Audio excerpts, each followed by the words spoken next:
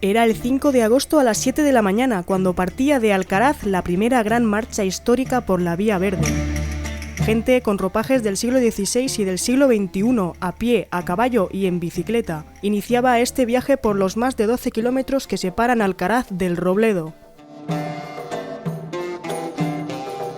Más de 100 personas formaron parte en esta marcha, siguiendo un antiguo trazado de vía férrea que nunca llegó a ponerse en uso, como veremos más adelante.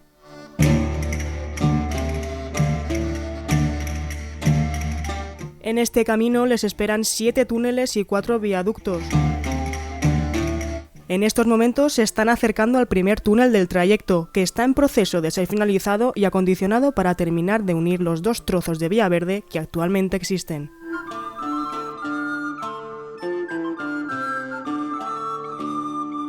A vista de pájaro podemos ver cómo cruzan el primer viaducto del trayecto, que se encuentra sobre el río Cortes. Este río recibe su nombre del santuario de Cortes, que se encuentra a pocos metros de dicho río.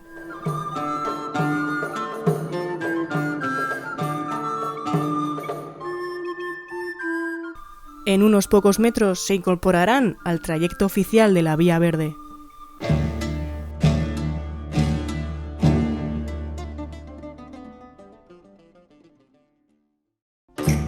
Bienvenidos a la Vía Verde de la Sierra de Alcaraz. Esta vía, con casi un siglo de historia en sus espaldas, estaba destinada a ser una línea de ferrocarril que uniría las localidades de Baeza, en Jaén, y Utiel, en Valencia. Esta línea de más de 360 kilómetros de longitud iba a contar con 28 estaciones e iba a atravesar 107 túneles. En los años 60, cuando el tramo entre Albacete y el límite de provincia con Jaén ya estaba prácticamente finalizado, se decidió desechar el proyecto.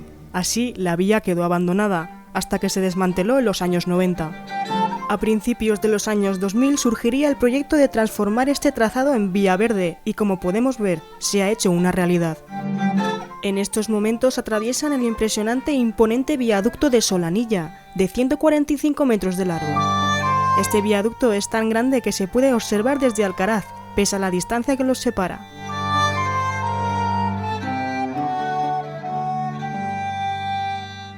Está compuesto por 9 arcos principales de medio punto y a escasos metros les espera en un área de descanso de la Vía Verde el primer punto de avituallamiento, justo antes de entrar al túnel de Solanilla.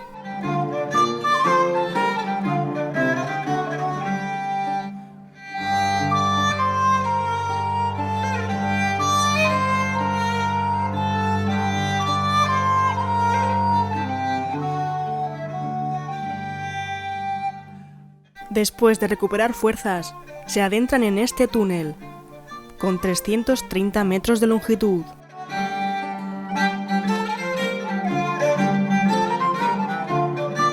Esta iniciativa, única en el territorio español, busca poner en valor un camino natural como lo es la Vía Verde de la Sierra de Alcaraz, que recorre y une una gran cantidad de municipios, entre los que se encuentran Bienservida, Villapalacios, Reoliz, Alcaraz, El Jardín, Balazote y Albacete.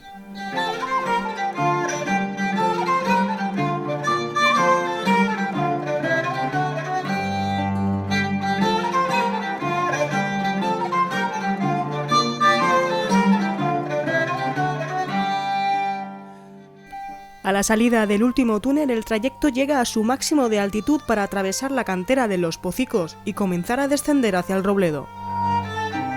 La próxima estación de este trayecto se encontraría en Robledo, que actualmente ha sido rehabilitada y desempeña función de casa rural. No obstante, no llegaremos hasta ese punto, nos desviaremos antes para llegar al recinto ferial del Robledo.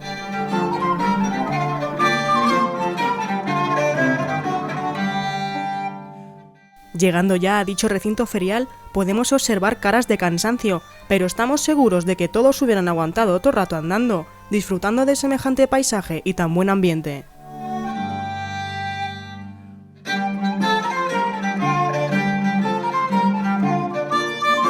Poco a poco van llegando esos más de 100 participantes que han decidido tomar ese camino de 12 kilómetros, y además tendrán la suerte de que en Robledo les espera una pequeña sorpresa.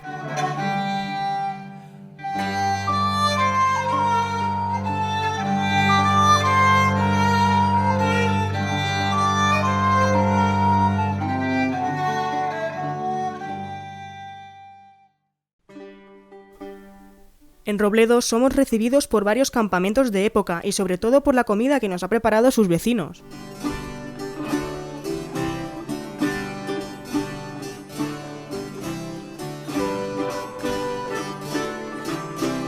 Tras la llegada de todos los participantes de la marcha, se disfrutan de varios juegos tradicionales como la soga.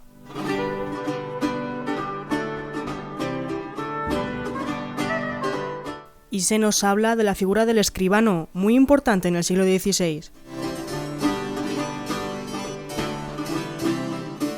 Bueno, cuando vamos a visitar los archivos españoles, especialmente, por ejemplo, el Archivo General de Simancas, Archivo Histórico Provincial de Albacete, Ciudad Real, Guadalajara, Cuenca, nos damos cuenta de dos cosas. En primer lugar, de la historia que se ha quedado en el olvido, y en segundo lugar, que en nuestra tierra, en toda esta zona, el mundo militar tuvo una gran importancia. Tuvo gran importancia por varias cosas, y es que mucha gente no tenía pan, lógicamente, para llevarse a la boca, y veían en el servicio militar una nueva manera de vivir. ¿Qué es lo que yo me he encontrado en el archivo? Pues vecinos, por ejemplo, de Alcaraz, que están en Italia luchando en 1530. Vecinos, por ejemplo, de pueblos limítrofes a donde estamos, Villanueva Infantes, que están en la Armada Invencible. O incluso gente que además se encuentra en el norte de África y que son de todos estos pueblos. Lógicamente también el Robledo tuvo una especial significancia en lo que hoy conocemos como Túnez. La historia de todo esto es que esto conllevaba un proceso que era más difícil de lo que podemos pensar, y que todos los vecinos, es decir, nuestros tatarabuelos, estaban ahí metidos. Y creo que la historia que tenemos que contar hoy es esa, es decir, buscar la historia de nuestras raíces. ¿Cómo se hacía un reclutamiento? ¿Cómo llamaba una tropa? ¿Cómo llamaba una compañía? El proceso era el siguiente. El rey elegía un capitán. Ese capitán se le entregaba una patente e iba a su lugar de destino. Por ejemplo, imagínense a Alcaraz. En Alcaraz se aposentaba en una de las viviendas y se reunían en torno a la iglesia. Dentro de las iglesias es donde se reclutaban los hombres, y esto que no se nos olvide nunca. Entraba el capitán acompañado también de un escribano. Hoy hacemos ese papel de escribanos. Y luego, además de todo eso, se acompañaba de un sargento y un alférez. ¿Qué quiere decir con esto? Bueno, pues cuando uno entraba, por ejemplo, en el 2 de octubre de 1572 a la iglesia de Alcaraz, se encontraba un capitán que estaba reclutando 100 hombres para marchar a Túnez, por ejemplo. Entonces, el capitán llamaba a filas y todos los interesados apuntaban su nombre. Lógicamente, casi nadie sabía leer y escribir. Entonces, quien va a apuntar los nombres van a ser realmente los escribanos. E incluso cuando vamos al Archivo General de Simancas, lo que encontramos es que ni siquiera los alcaldes sabían escribir. Entonces los escribanos ocupaban ese papel fundamental también, no solamente para este oficio con respecto a los militares, sino en el día a día del pueblo. Quien anotaba las cuentas, quien decía un poquito lo que tenían que hacer y cómo se tenían que hacer, y lógicamente quien leía la correspondencia que llegaba a las localidades. La historia también de todo esto es que cuando el capitán reclutaba hombres, digamos que puede haber dos tipos de hombres. Unos hombres interesados ya por la milicia desde un primer momento, interesados en las mieles del servicio, el honor, la gloria. Y lógicamente también una segunda parte, como decíamos, el pan. Sin pan nadie podía comer, entonces iban a la milicia para ello. Cobraban los soldados un real al día, que es lo que cobraba un jornalero. Imagínense, por ejemplo, que somos campesinos, un jornalero cobraba exactamente lo mismo. Pero claro, lo que te ofrecía el servicio militar es que tú podías cobrar al menos los primeros días de forma segura. Luego ya era otra cosa. Y la historia es tan colosal, es tan maravillosa, y tenemos que seguir descubriéndola, porque cuando uno revisa, por ejemplo, los soldados que están en Lepanto, los soldados que están en la Armada Invencible, los soldados que están en Irlanda en 1604, o los soldados que están en Flandes en 1580, ve una relación donde aparecen soldados del campo de Montiel, de Rasier de Alcaraz. Por ejemplo, recuerdo yo a uno de ellos que es maravilloso. Francisco López, que era vecino de Alcaraz, pero nacido en Villanueva de los Infantes, esto es curioso, que marcha en 1587 mediante Lisboa hacia la Armada Invencible. Finalmente, en la Armada se le rompe su barco y acaba hundiéndose en el norte de Irlanda. Ahí en Irlanda pasa 5 años de penurias, va de un lado hacia otro. Y realmente luego este hombre tiene la suerte de acabar en Flandes y volver a su pueblo. Volver en este caso a Villanueva de los Infantes, que era el lugar donde había nacido. Esta historia es tan maravillosa como que todos los años en Irlanda, y esto no lo conoce nadie y lo quiero recalcar aquí, se hace un homenaje a todos ellos hombres, incluido a Francisco López, que también vivió en Alcaraz. Entonces, lo que quiero reflexionar como última cuestión es que tenemos una historia maravillosa que vamos a conocer y creo que realmente todos estos eventos vinculados a la recreación histórica, vinculados a la escenificación de estas escenas, nos vienen muy bien para representar, para conocer y para plasmar a niños, mayores y en definitiva a todos esta historia. Muchas gracias a todos. Nuestros compañeros Samel y Alex se encuentran en el sitio para hablar con los participantes. Nos encontramos en las inmediaciones del recinto ferial de Robledo, aquí con toda la gente que acaba de llegar de esta caminata, de estos 12 kilómetros que separan Robledo y Alcaraz a través de la Vía Verde. Por aquí podemos ver que hay un gran ambiente de comida, un poquito de fiesta, diversión, pero sin perder el ambiente de época. Nos han dicho que a usted le une un vínculo muy fuerte con el toque de tambor. ¿Qué nos puede contar de ello? Pues nada, que soy oriundo de Ellín y toda mi vida he tocado el tambor desde pequeñito. Nadie me enseñó a tocar el tambor. De hecho, en Ellín se toca el tambor de forma tradicional y simplemente es seguir a los tamborileros mayores y tú vas detrás de ellos hasta que te aprendes la marcha y te vuelves a tu casa. Y así continuamente hasta que al final dices, oye, sé tocar solo. ¿A quién representas hoy? Yo hoy represento a Andrés de Vandelvira, que vino aquí. Se crió en el Horcajo, era chiquitillo y corría por allí y se conocía todos los caminos estos que hemos venido esta mañana andando. ¿Tú crees que la recreación histórica hace que se conozca más nuestra comarca y que la gente se acerque a ella?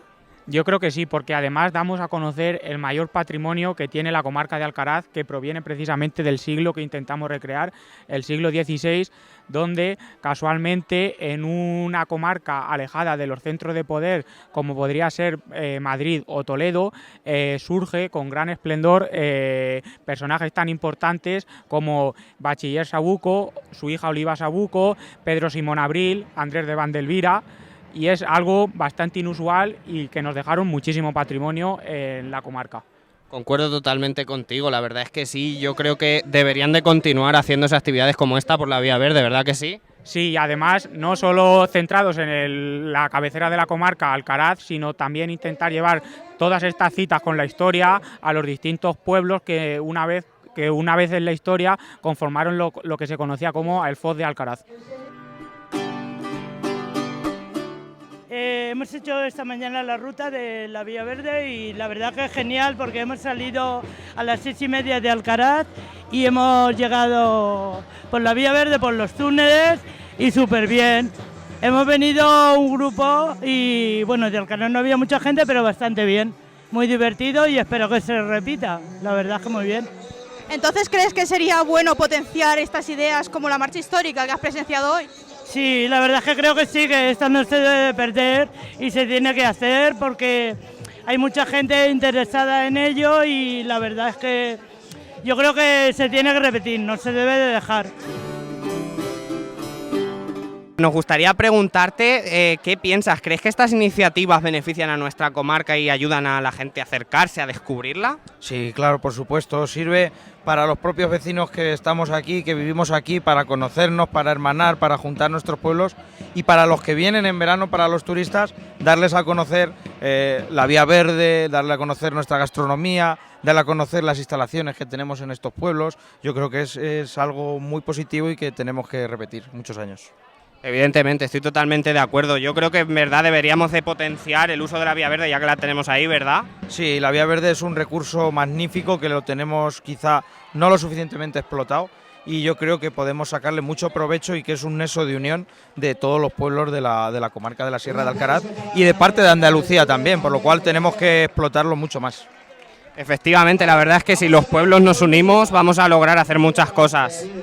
Yo creo que sí, además en esta iniciativa hemos colaborado Ayuntamiento de Robledo, Ayuntamiento de Alcaraz, la Diputación, SACAN, o sea que trabajamos varias administraciones juntas, hermanamos a nuestros municipios y yo creo que esta es la línea que tenemos que marcar y seguir si queremos que la comarca funcione. No podemos hacer la guerra cada uno por nuestro sitio.